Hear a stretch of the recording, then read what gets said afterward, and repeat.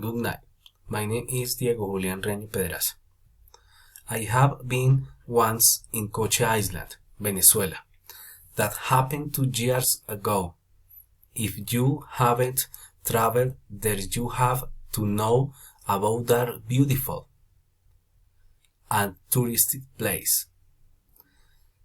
It is located at the south of Margarita Island and Cubagua Island. These three islands have been part of Nueva Esparta state for a long time. Believe me, I have been there for family vacation. Their climate is perfect, warm, sunny. The sea is quiet with slow and soft waves. I remember one morning with my daughter who I haven't been before in such beautiful beach. They play in the sand.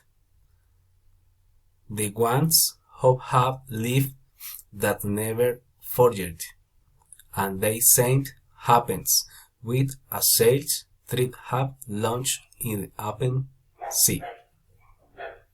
The last thing I recommend is a night party normally for the hotel.